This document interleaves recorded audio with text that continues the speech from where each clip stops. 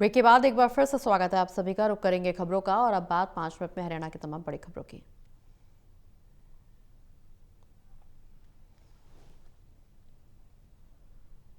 गोहाना में बिजली कर्मचारियों ने सब डिवीजन स्तर पर धरना तीसरे दिन भी जारी रखा।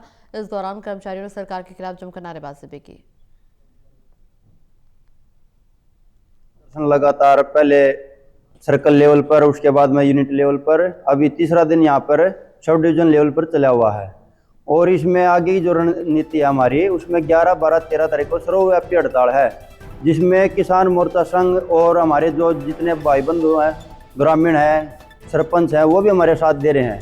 क्योंकि जो ये एग्री डिस्कॉम है, इसमें सरकार का फायदा है और जो किसान हैं उनको नुकसान ही नुकसान है। और ये स्मार्ट बिजली कर्मचारियों ने कहा, लड़ाई सिर्फ कर्मचारियों की नहीं, बिजली विभाग को बचाने की भी लड़ाई। बिजली विभाग का निजीकरण कर उद्योगपतियों को सौंपने की तैयारी का आरोप भी लगाया। हमारा सब डिवीजन पर तीसरा दिन धरना चल रहा है। 3 दिन हो गए धरना चलते हुए। सरकार से 2-3 बार मीटिंग भी हो ली, लेकिन सरकार पे कान पर जूती नहीं रेंग रही, क्योंकि उसने सरकार ने जैसे इस्तीफा धर्मेंद्र प्रधान। गोहाना नगर परिषद सफाई और फायर कर्मचारियों की हड़ताल तीसरे दिन भी जारी रही। कहा, सरकार ने उनकी मांगों को नहीं माना तो चले जाएंगे अनिश्चितकालीन हड़ताल पर। सफाई कर्मचारियों ने चेतावनी दी कि फिलहाल ये केवल 3 दिन की चेतावनी। हड़ताल राज्य स्तरीय कमेटी की एक अहम बैठक भी बुलाई गई। हमारी हड़ताल का तीसरा दिन है। सरकार से 13 मई को जो वार्ता हुई थी, उसमें 17 मांगों पर सहमति बनी थी, जिसमें से एक भी मांग का लेटर जारी नहीं किया इस सरकार ने। मेरे हिसाब से तो ये झूठी सरकार है, दोगले की सरकार है।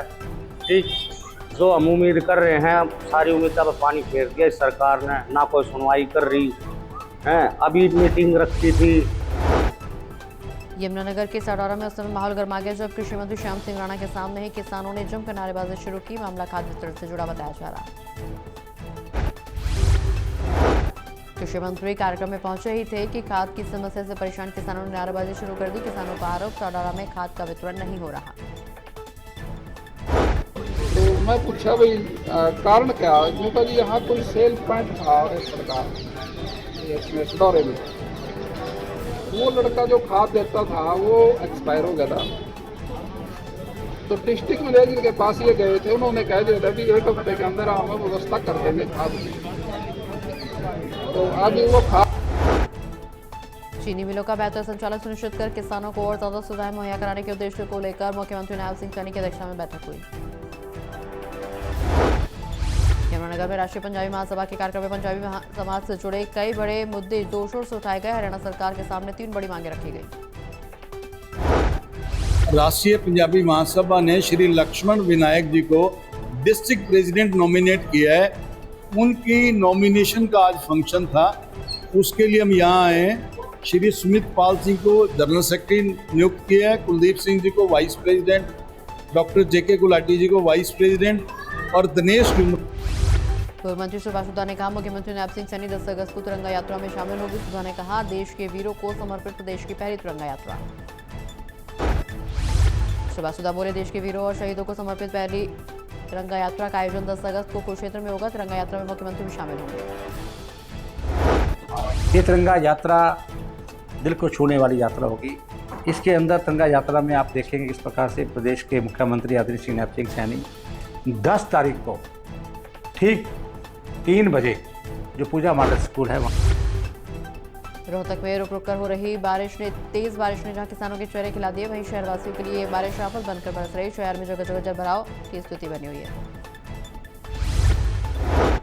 बारिश के बाद शहर की जल निकासी व्यवस्था पर भी सवाल खड़े होने लगे। स्थानीय लोगों का आरोप, समय रहते नालों और सीवर की सफाई नहीं करवाई गई। कि पहली बारिश है और इस तरह जल भराव हो रहा है, तो इसमें प्रशासन को बहुत ध्यान देना चाहिए कि कैसे लोगों की तकलीफ दूर हो। अभी तो बारिश और होनी है। हमारे मॉडल टाउन की जो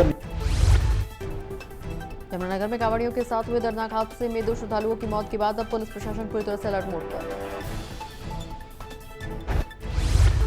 एसपी ने हरियाणा यूपी बॉर्डर कॉलनौर पहुंचकर कांवड़ यात्रा के दौरान सुरक्षा व्यवस्था का जायजा लिया। मौके पर तैनात पुलिस अधिकारियों को जरूरी दिशा निर्देश भी दिए।